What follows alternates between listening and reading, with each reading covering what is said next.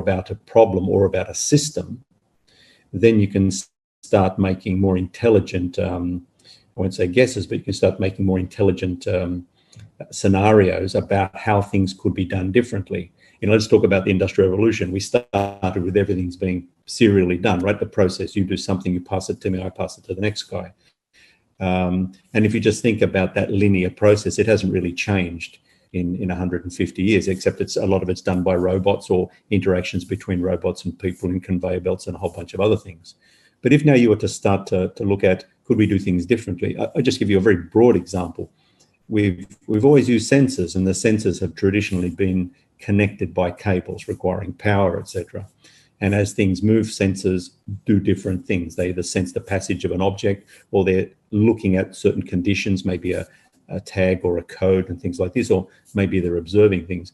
But let's suppose you had very high definition cameras, for example. One camera can take millions of images, and those millions of images, we can upload them into an AI algorithm, yes, a mathematical algorithm. We can have a look and see different type of scenarios. So it's this sort of concept, the combination of image, audio, video, together with sensors, traditional sensors and new sensors. When you start to put all this information together, then you start to transform industries. And that's really what Huawei has been focused on in the last few years. In fact, David, I can remember a few years ago, we started just by analyzing use cases before we launched 5G. Give us an example. You've talked in the past about industrial robots talking to each other and developing their own production process. But with this massive information coming from sensors, analyzed by artificial intelligence, what kind of things will change that people will see concretely that will affect the way business is done sometime, in a foreseeable horizon? Yeah. Let's take something that's very topical at the moment, say the last 12 months, which is COVID pandemic. If we were just looking at whether or not people are using face masks, just as an example, yes, and or whether or not their temperature is high or low, just as another example. Simple camera, you wouldn't have thought, but a camera can do all those things in one go. It can look at an audience, a population in a cafe or a restaurant or out on the street, and it can identify very quickly whether you or other people are or are not wearing masks, for example, yes? And at the same time, it can measure temperature. So then it could, simple correlation, yes, you are or are not wearing a mask, you either are or are not above 37.5 degrees. We couldn't do that before. We couldn't do that before for a couple of reasons. That not only was the technology not quite ready, but one component of the technology, which is the cost of data storage and the processing speed, was not really affordable. I mean, these scenarios are not really new. The concepts are not really new, but for the last 40 or 50 years. But what's changed is the availability of technology to you, to me, to all industries. So, to the guy who makes chilies, for example, here in Malaysia, just an example, or whether it's a mine or a port. So, automation, we've been automating for the last 150 years in various forms. So what really is different by automating, a different type of crane in a port, for example? Well, we could have, an operator that now has access to more information, and some of those actions that he had to do, usually sequentially, could be done by, autonomously, can be done remotely. And that's where the key component of Industrial Revolution 4.0 comes in. It's about efficiency. Efficiency, reduces carbon footprint, reduces energy consumption, just as an example. Efficiency allows for more, competitiveness. And that's really, I think, the fundamental components behind this transformation that's being led really by or enabled by 5G. Well, China now has, I think, 70% of the 5G base stations in the world installed, and 5G is now a reality. It's now functioning in most of the major Chinese cities. Where would you see the applications come up in a way that people will see it on television, read about it in the newspapers, if there still are newspapers, read about it in Asia Times, and say, "Gee, my life has changed as a result of that." Give us an example or two, to get people excited about it. Yeah. Things that let's talk about gaming just as an example, right? I can still recall my boss, the CEO, was saying once to me, he said, the difference between 4G and 5G, David. So, you and I are playing a combat game. Well, I have 5G, you have 4G, and that split second where, I attack you, I win. Yes, it's that sort of difference, that sort of edge. So, in games, this is usually one of the key components to success, to winning, yes? So not everybody's a gamer, but that sector will experience something quite unique from 5G, yeah? Let's think about something a little bit more topical now as a result of the pandemic. What did the pandemic do? Because we couldn't travel, we changed our behavior, yeah? Because we couldn't travel, we changed our behavior. How we relate to each other in work, how we collaborate, now very differently. It's become normal. How we're educated, how children are educated. Postgraduate education, for example, as well. It's not just children being educated, but also how we perform and undertake health. Yes, consultations, remote diagnosis, these sorts of things. Let's pick education. People have been touting AR and VR. Yes, and you've seen bicycles with a guy wearing, glasses out in the forest. I don't think so, right? There's not going to be 5G there where you're going to have an AR or VR glass whilst you're running around on a push bike out in the mountains, and I don't think there's terribly a lot of value in that. But let's consider if we now have what is the future of teaching and education. Perhaps a teacher becomes a facilitator, David, rather than the bearer of all knowledge, because quite frankly, there's more information on the internet than probably in the teacher's head. And I don't mean disrespect to them, that's just how things have evolved over the last 10 years. So now let's suppose we were able to give children glasses that were VR, okay, so virtual reality. You can immerse them in a topic. I want to see the pyramids. I can put on a set of glasses and I can see everything around me. I can almost feel it. I mean, can I really feel it? How would my senses really be? In our exhibition hall, we have a rowing machine. And, I looked at it and I said, yes, I get it. I put on the glasses and I can see all the panorama. And the expert insisted that I participate in it. So I sat down, strapped myself in, put the glasses on, and there I am on a row machine. I would buy it tomorrow, David. And the reason I would buy it is because all my senses were being stimulated. As I'm moving, not only can I feel, but I can feel the pressure. I can hear the sound of the paddles through the water.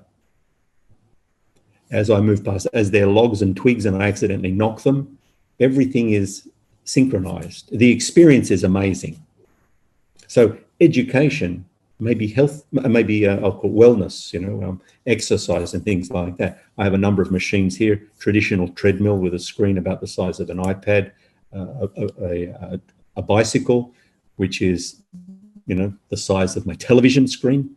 But I could have a pair of glasses as I'm wearing now, and the experience would be completely different if I had 5G. Now, those couple of scenarios are things that people could relate to immediately, just as I was looking at a very large interactive whiteboard that we have. Imagine if that was connected to 5G, the clarity of the 4K camera and the immediacy, the low latency, being able to go to a doctor. So you're a physician, a specialist, and I have something wrong with my eye. And you say, Paul, just show me it here, and you can have a look at it. And then, in parallel, you can blow up my eye and say, you see this little part here? That's the problem you've got, Paul. So you wouldn't do that 2 years ago, David. Right? You wouldn't not necessarily not trust the technology, but you wouldn't be comfortable with that sort of interaction. And COVID has allowed us to put us into this type of new comfort zone. And technology like 5G, complemented with things like AI, will allow these sorts of things to be done on a normal basis, on a regular basis. And I believe that healthcare in particular and education will transform significantly. And not just for people like you in New York or me over here in a couple of cities, for example, but in remote and rural areas. That opportunity, you can't send a teacher there, you don't have the money, you can't incentivize them, you can't find the right teacher or tutor. Similarly with healthcare, you don't have the specialists to be able to go to all the villages or the rural areas, but technology enables these sorts of things. So even though we talk about industrial revolution or industry 4.0, think about industry 4.0 now with these couple of enablers being able to move out to rural areas. Let's go back to your example about the sensors, which can tell if you're wearing a face mask in public and also take your temperature through cameras. So we now have the ability to process the movements and vital signs and protective status of literally hundreds of millions of people in a country like China. And then this goes into the cloud and can be processed. In your experience, given China's surprising success, at least surprising to us in the West, in containing the pandemic, how important was artificial intelligence in making that happen? Yeah. I mean, I'm not an expert on China, but I can relate to you some of the examples that have been shared with me by my colleagues, particularly who are at the front. I won't say fighting the pandemic, but using technology to enable solutions that would reduce the mortality rate. And so you've heard the stories about building a hospital in 10 days, the prefabricated components in Wuhan. You've seen similar things that were done in the UK with Excel, the stadiums, and in other countries where people have tried different things. But what was quite different in China was deploying 5G with cloud-based AI within a couple of weeks. So 3 days for a 5G network and a couple of weeks thereafter for a cloud-based AI solution. What was the AI really doing? I think you can agree, it's pretty straightforward to bring a person in, take a chest x-ray, next one take a chest x-ray, next one take a chest x-ray, yes? We've been doing that for years, but obviously now that's a lot quicker. But for the expert to have a look, the specialist, we have a couple of specialists, and you have thousands of people, thousands of images. Under extreme pressure, you can imagine potential errors or just the time it takes to process it, I'll say manually and mechanically. So AI helped enormously there. And I can recall speaking to one of my colleagues in a European country and say, no, we're not going to do that. We want to have a look at the film ourselves, where the doctors want to check it out. But come 18 months later, and it's become normal. So there's an example of applying AI-based, I'll say learning, yes, machine learning, to help and support, reduce the workload, improve the accuracy, the timeliness of detection of things. And that's an example using a combination of some manual or mechanical process together with automatic process. The example I gave you at the beginning with using cameras that can have multiple sensory capability and processing things in different ways. You can imagine that would also be normal. Instead of click here first, okay, your temperature is 37.4, 37.4. Should it have been 37.5? Should I measure it again? Do you need an X-ray?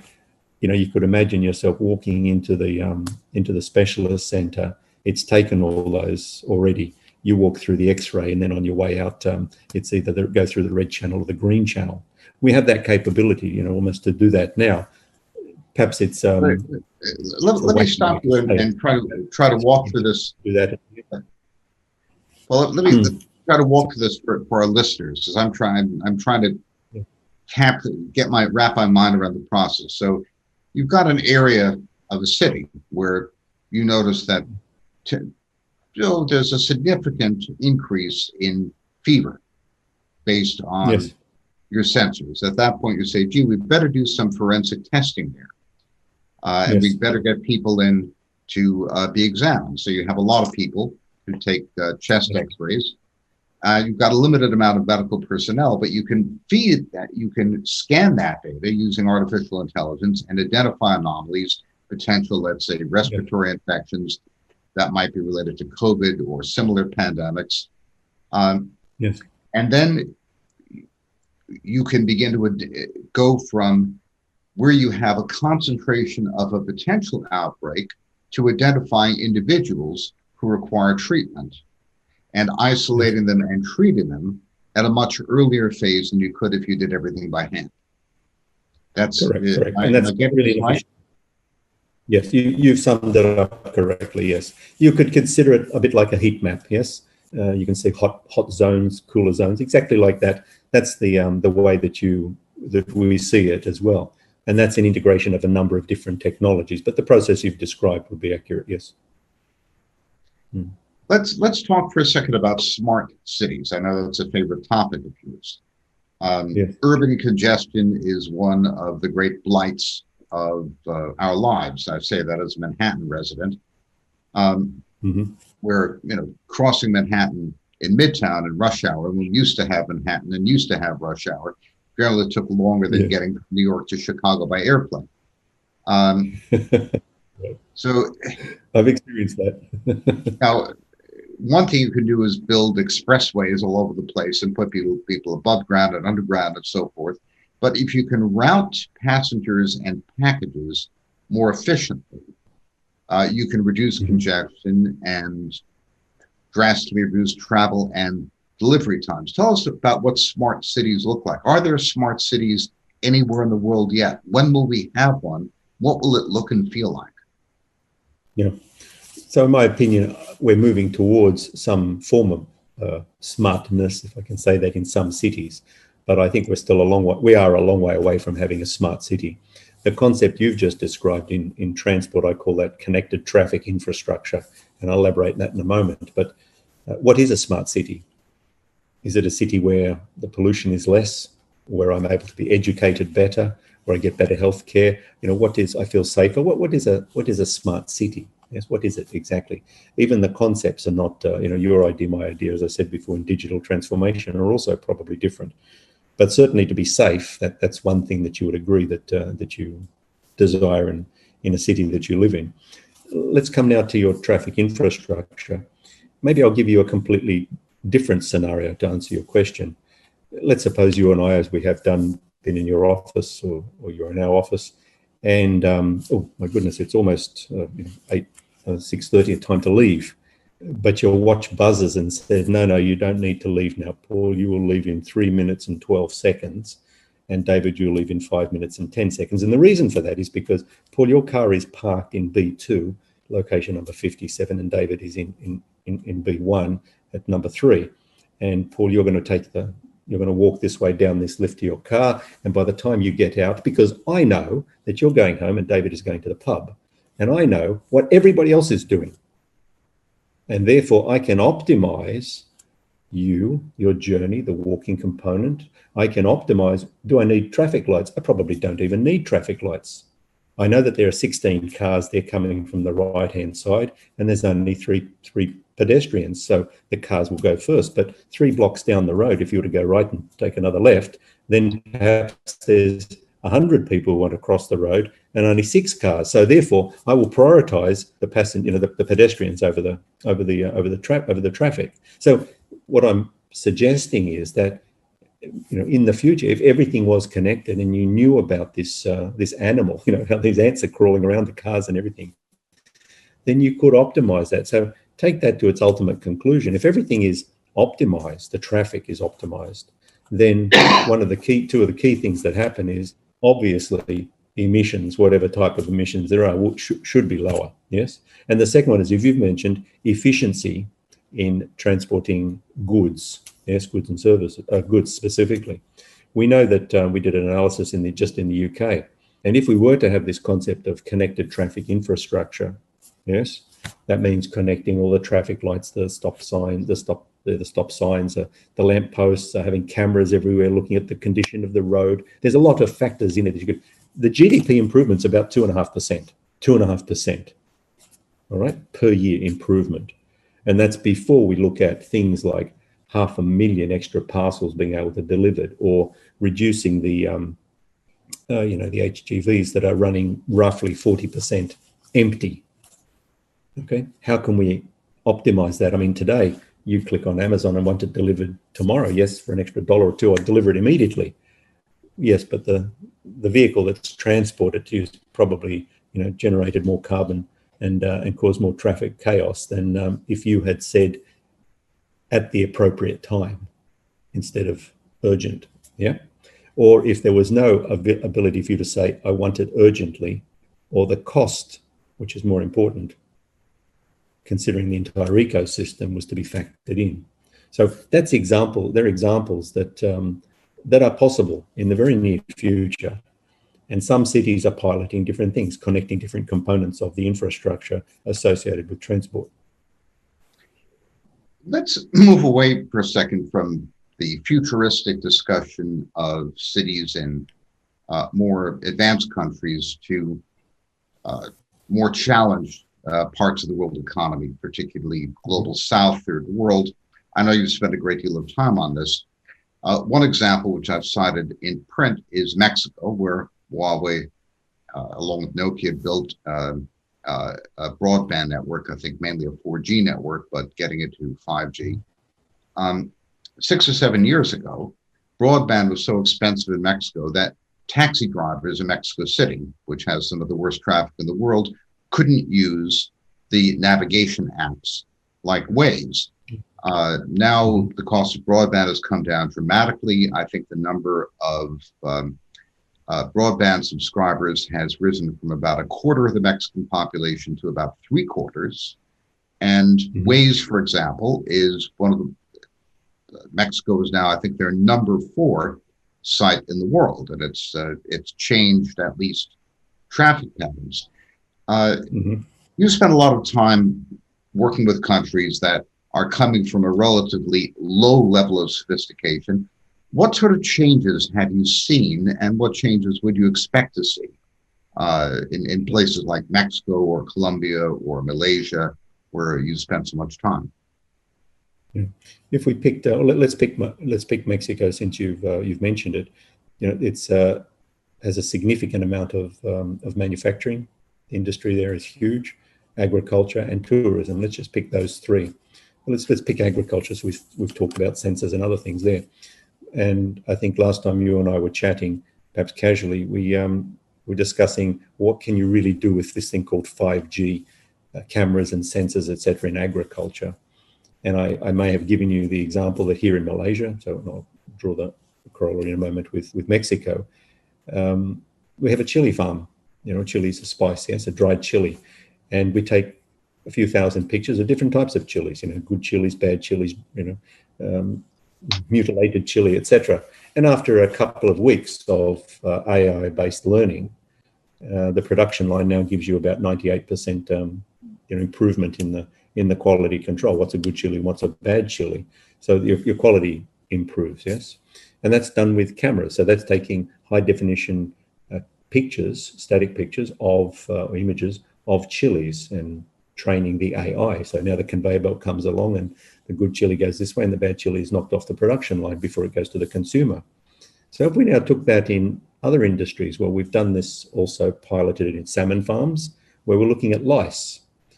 If we now look at strawberry farms, which we've done in China, the same can be said for in Turkey, and the same can be said in Mexico. You know, these have significant amounts of agriculture, whether it's aquaculture or traditional or more traditional agriculture. So a camera, which we'd never have thought to use before, could identify, because we were just talking about pandemic and disease and different sensory inputs. So now the camera can take images with such clarity, and the AI algorithms are so good that in a short amount of time we can identify pests, we can identify good products or bad products, and then you can start to correlate between the type of fertilizer, how much water, the temperature. You know, all of these factors can start to be brought to play to see what's causing the problem, or how can we optimize the process, how can we provide a better pineapple or provide a better tomato or a strawberry.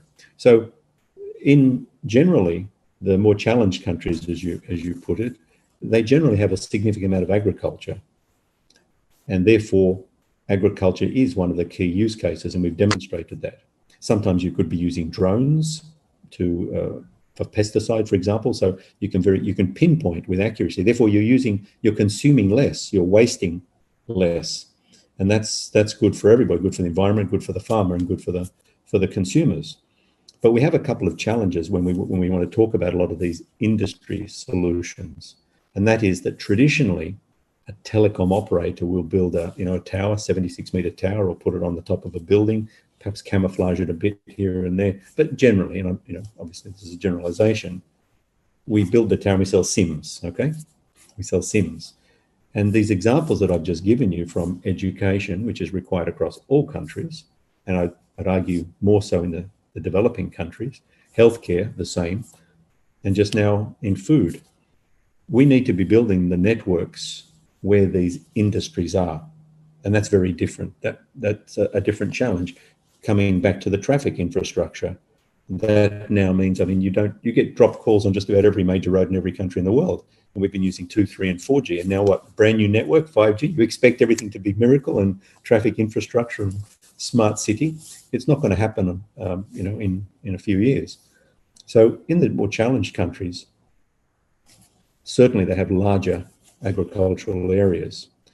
Perhaps even the manufacturing plants are significantly larger because a lot of it's been outsourced to those countries. You can imagine now the deployment scenarios for 5G will be very different. They'll be in the farm, they'll be in the slaughterhouse, in the manufacturing facility, yes, inside the university or the hospitals, or even in the schools or the kindergartens.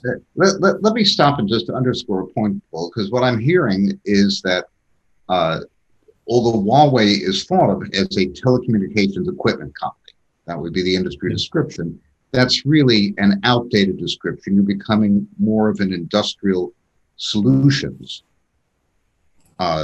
company with a number of different verticals, which go well beyond simply building the equipment or installing it. You're also an applications company, something like Schneider or Siemens, or a firm which, facilitates production services and so forth. Before we go to questions, one last thing I'd like to ask in terms of energy applications. If you could talk about that sector, I think we'd all be deeply interested. Sure. So just on the first point, before we take the question and then answer this one, you just mentioned that, yes, we make a lot of different things. Most people aren't aware of the scale of what Huawei manufactures. Yes, it's not just a smartphone and a 5G network. Yes, the cell tower, as some of the press point put it. There's a lot of things that we do build.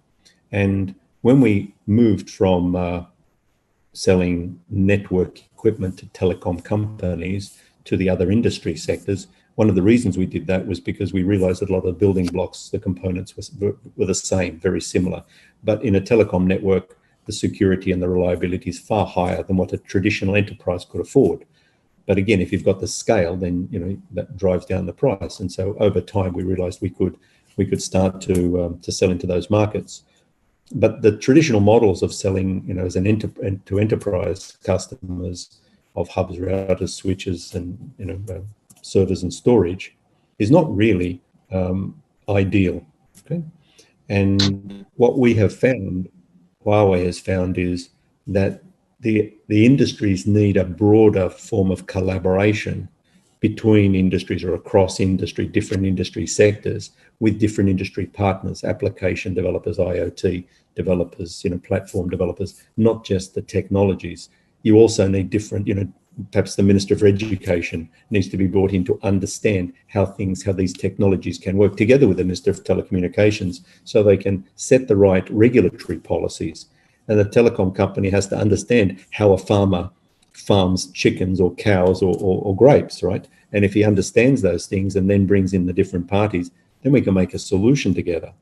And this is what Huawei's been doing in the last few years. That's fundamentally the difference to what we've been doing in the past. In the past, we sell telecom network equipment or enterprise network equipment. Okay, consumer is a very different product. And that's why we are very passionate about this, because in China, it's not about the 200 million subscribers that are using 5G or 800,000 base stations. It's the fact that we did engineer 5G or design it through the standards to be transformative in industry, which is where we started our conversation. But if we try to say, oh, look, you need 5G, David, for your newspaper. Really? Well, how's it going to help my newspaper? How's it going to help me sell more copies? Example. We have to understand the business, and that's not been in the DNA of the industry for the last 30 years, because it's been easy to build a tower and sell SIMs. So now collaboration is the key. And that means the DNA of the telecom operators, the industry, the different industry players need to think, how do we collaborate in a different way? How do countries collaborate and companies collaborate? And just now you're asking about energy.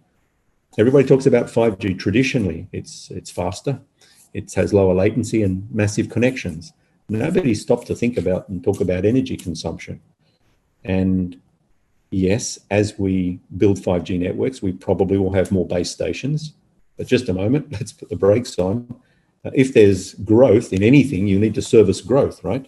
And the growth we have is called data, and it's predominantly video. And because of the new behavioral norms, a lot of it is what we call uplink video. You're transmitting your image to me, I'm transmitting it to you. It's not downstream Netflix anymore, yes, as the dominant component of video-based data. So this behavioral change and the natural increase in data growth needs to be serviced by a technology. If we were to deploy 4G technology, we would need a lot more equipment, and that equipment will consume more energy and more carbon emissions. So if we were to use 5G to service that demand, because of its efficiency, because of the ability to deploy it in a different way, because of the size, the packaging of the products around 20 kilos, then you're able to provide a more efficient solution. And that translates to less carbon dioxide over a period of about 5 years. And the simple way your listeners can understand it is, if we keep building 4G networks, we double the carbon footprint of the planet that's contributed to by mobile networks. It goes from about 300 million to about 700 to 800 million tons of carbon dioxide. But if we used 5G, just within 5 years, David, it would plateau at a similar number, around 300 to 400, and it'll start to go down. So there's a combination of many technologies that are causing that, but one of them is the efficiency that 5G has. Well, downstream use. Sorry. Let me stop you there, because I know your time's limited, and I want to take some questions from the audience. Sure. A brief word from our sponsor. Asia Times is thrilled to be able to bring content like this to the public gratis, but we also have to pay the light bill, whatever our carbon imprint might be. So please do subscribe to Asia Times. We have two questions relating to cybersecurity, and I'll read them both because I think they're very well formulated. First, from Kamas Gul, who says that security is also becoming a major area of focus amid the push for a global 5G rollout. With uncertainty about existing safeguards, the cybersecurity protections available to citizens and governments amid 5G rollout is a matter of critical importance. What is your view on this? And secondly, from Matthias Borgert, if everything is connected, isn't it easier for hackers or criminals to take everything offline or cause chaos?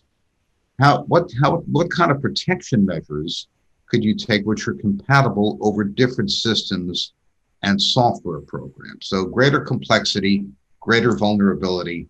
How do you address the problem? I think that's the thrust of these two excellent questions. Yes, they're good. They're very good questions, David. Let's take the first one. The first thing that is very rarely broadcast or published is the fact that 5G is far more secure than 4G. So let's put everything in perspective, all right? We can carry on building 4G networks if everybody would like that, because they're scared about this thing called 5G, and we understand the history of why that's been brought to the attention of the greater population. But 5G is far more secure than 4G, all right? So you can't hack into the 4G network. If you turn your phone on and off your 4G handset, then every time you establish a connection by turning it on, it's quite straightforward to spoof the base station. You can't do that in 5G, all right? So when we developed the standards in 5G, we paid attention to this particular problem. And as a result, it doesn't matter whose technology is sitting there as the base station or the cell tower, as they call it, then that information is tunneled securely and encrypted, 256 encryption. So the first thing about 5G, it is far more secure than 4G, and we fixed these components of how a subscriber is passing information through the network, either to the network or between subscribers. That's the first thing to understand. The second thing to understand about this this concept of cyber security, so cyber means network, is the fact that there's a lot more things out in the ecosystem of a communications than just the network bit. There are the applications that sit on the device. There's the operating systems.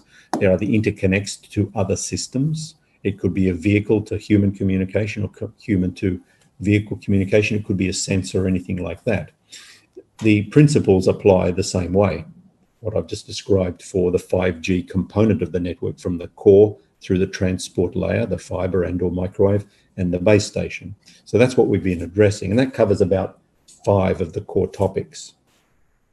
But the other 5 topics sit outside the network, and nobody talks about that. Nobody talks about the 2.5 million apps here that nobody's scrutinized or accessed. There's no need for a hacker to go in there and try and hack into a network.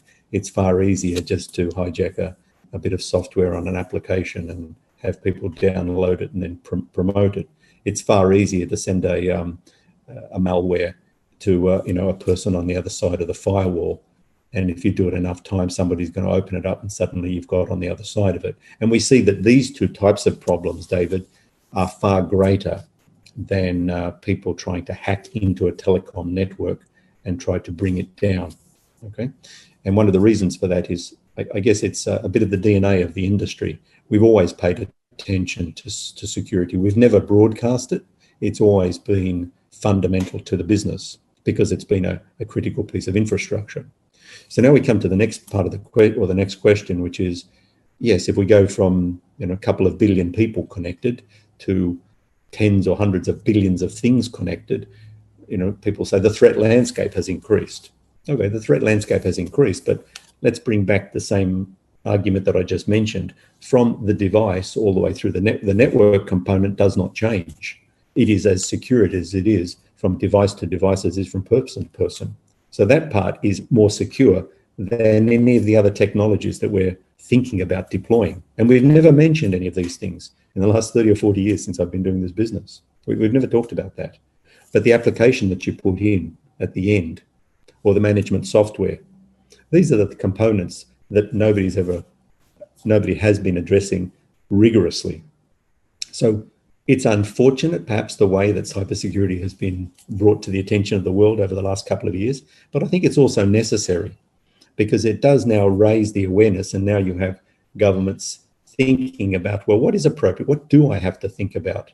And now also companies are also thinking about the same thing, just as people are starting to think about. It's just unfortunate there's a lot of misinformation about it that doesn't allow, I'll say, the general public to appreciate and understand, first of all, the complexities, the breadth, but also what is being done from a standards perspective, what is being done by every vendor, what is being done by governments in the right way. It's just unfortunate the way it's been broadcast. Well, give us a quick overview of where you have 5G systems installed, obviously outside of China. I know that you built a system for LG in Korea. I believe you built some systems for Japan. Germany, of course, you built a good deal of the 4G system, and I think the 5G system is still under discussion. How does Huawei's footprint in terms of 5G build out look at this particular slice and time? Yeah, you've actually caught me a little bit on the back foot. I haven't checked the latest data, but perhaps a good way to describe it would be the fastest networks in the world are built by Huawei. The fastest capital cities run on Huawei. Yes, within a country, the fastest networks are Huawei. Okay, that's talking about speed, combination of speed plus latency, perhaps. But let's take some advanced countries like Korea in terms of the way they consume content and the way the operators LGU Plus have built the network.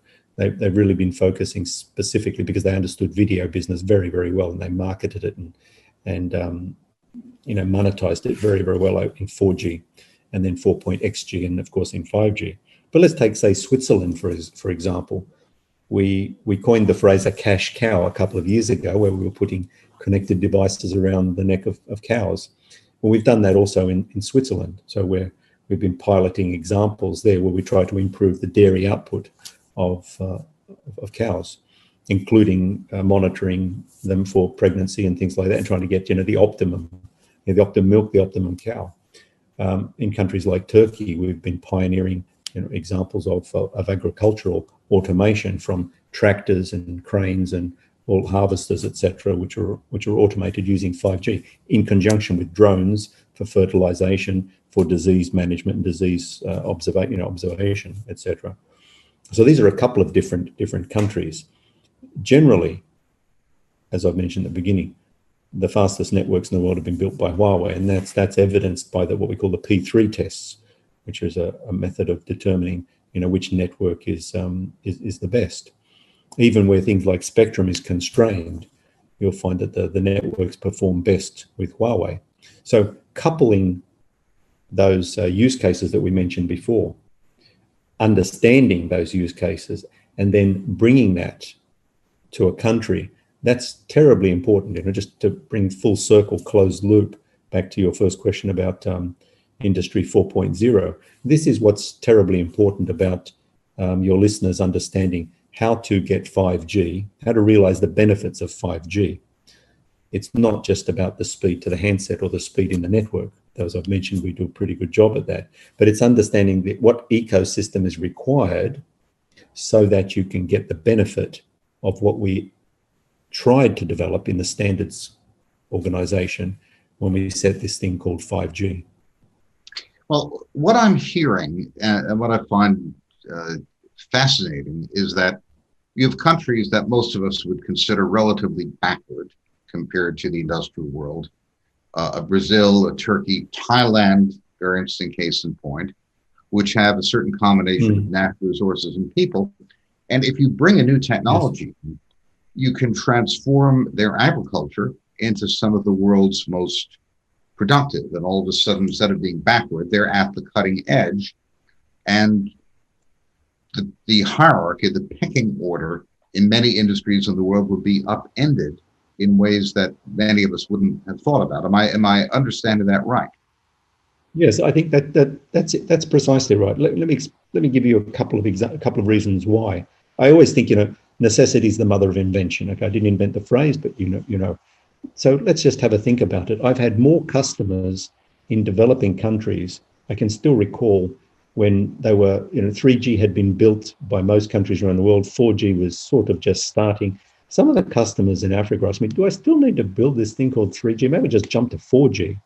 And now, 4G is still growing. Maybe I should just jump to 5G, because the handset, the ecosystem is now, it's $150 for one of these things now. Yep. So the ecosystem's developed much faster, perhaps two to four times faster than 4G, and certainly 5 to 10 times faster than 3G, the ecosystem development. The same thing with the sensors and the chips, etc. They're also available from more vendors. So the ecosystem is terribly important to make this thing happen. But one of the most important components is understand the industries, understand if you can get the messages about their transformation. It doesn't matter which country it is. They're going to get it, whether you're trying to find a bagworm in a palm oil, or whether you're trying to grow an MD2 pineapple to the right optimum size, or whether you're trying to grow twice as many strawberries in a couple of hectares. All of those components, or all of those, can be applied equally as well to the developed and or the developing. And as you've just said, there's probably more opportunity in the developing countries to improve, because they have not been using technology, whereas in the developed countries, we have been adopting different types of technology because we could afford it and because we're aware of it. We've been educated about it. So now education is down on a $20 hand phone, right? A 4G hand phone in every country in the world. So people are becoming more aware. The use cases I mentioned before could take 10, 20 years to get from Germany down to somewhere in sub-Saharan Africa. But today, those people in sub-Saharan Africa can click on if they know where and how, and we give them some guidance. They know precisely which fertilizer to use. They know precisely what the lotus is going to do, et cetera, et cetera. All of those things are available immediately. And a lot of the technology, that's why, drones providing emergency medical supplies in Rwanda have been around for, I think it's about 2 years. right? Just as examples. Yes, we've been touting, cashless society, but the M-Pesa system in Kenya has been around for more than 10 years. In a form of not a digital currency, but certainly via a mobile phone, a basic mobile phone. The concept of micro loans and things like that's been around also for 10 years, but Yes, able to do it. And these things don't happen in New York or Australia, right? emerging market equity managers take note. You have a lot of homework to do. Uh, Paul, a little while ago, you mentioned uh, how important the increase in processing power was to allow us to harvest or process exploit the massive amounts of data. Yes. Now, we have a question from a listener who asks, have processing capabilities kept pace with what will soon be an overwhelming amount of data that will be in need of analysis? And he says he assumes the answer is no, but how much of a deficit in processing power is there, and how do you expect this to evolve? All right. It could be a complicated question with, complicated answers, but I'd like to try and perhaps put a different spin on it. We're not going to just collect as much data as possible, put it in, and hope that a mathematician can write the algorithm to analyze all of the scenarios. It's not going to be like that. You tend to take data from those things that you know, or related to what you've been observing, and then optimize it. Yes, and once you've done that, then you can take the next step and the next step. So that's a clear process, I think, that can be applied across the board. But what we're doing now, because of processing capability and miniaturization and cost, is we're able to take an AI chip, and we don't need to put it necessarily in a cloud. So we don't need to transport all this data up there. We could put the chip in a handphone, which we've done. We can put the chip into a camera. So I can put the application software in a camera to do number plate recognition. I can to do cow recognition and put it on a farm, just that camera. The only connectivity it's getting is that cow's sick. That cow's ready to be milked, for example. Yes. So we don't have to have huge amounts of data necessarily being brought in en masse and then have to be stored and processed and analyzed in perhaps the way we might have thought. The examples I was giving at the beginning was really to look at things that we had never thought could be correlated and what might be the outcome if we were to do those sorts of things. And we're getting better at understanding those. So it's not really a matter of bringing all the data and hoping that we have a supercomputer to analyze it. Just as in the past, if you want to scan the entire universe or the galaxy and have a look, say the galaxy, so the Andromeda galaxy, and pick out how many exoplanets there were. The example that I've been given, let's say the Milky Way, the example we saw was about half a year, yes, of processing required. But with an AI chip doing things the right way, it does it in about 10 seconds. So you're saying that AI capabilities distributed down to the capillary level, where the sensors are actually picking up data, will create yes. a much higher degree of efficiency than yes. a super brain trying to vacuum everything up. And precisely. Yes, precisely. That's extremely interesting. I know your time is short and you have a hard stop very soon. We do have a viewer in Thailand who would like you to say something in particular about what's going on in that country as sort of a poster boy for Southeast Asia. Yeah, I think it's quite a remarkable story that I've seen from Thailand, because the last time I was there, which is I think only a couple of years ago, I can remember at the forum, the minister mentioned that all villages have 10 gigabits of fiber. Quite remarkable. And then I recall one of the telecom operators VP stood on the stage and said, you can buy narrowband IoT services anywhere in Thailand. And what's more, you can buy the SIM card and the development kit at any of our shops and at tariff. So, wow, I can't do that anywhere else in the world that I've been to. I couldn't even remember if I could see it in Can't do it in New York Australia. City. Yeah, so, but then I recall my family, we were in Thailand for a couple of days, and uh, there is a telecom operator, and they've got a fair going, and you've got all that, you must have had 100 little tiny 2 or 3 man startups, all with IoT development kits doing all sorts of things right there. So not only did they have a network capable, not only did the operator launch the services everywhere, but they also had innovation competitions. They tried to create the ecosystem so people could experiment and try with these things. And I go to many countries where operators say, well, I'm not sure I can really justify this thing called IoT, just as a couple of years ago, pretty much Europe was scratching their head and saying, oh, I can't justify this 5G thing. Where's the money? How do I monetize it, right? How do I monetize this thing called speed? So now we learn it's not about monetizing speed.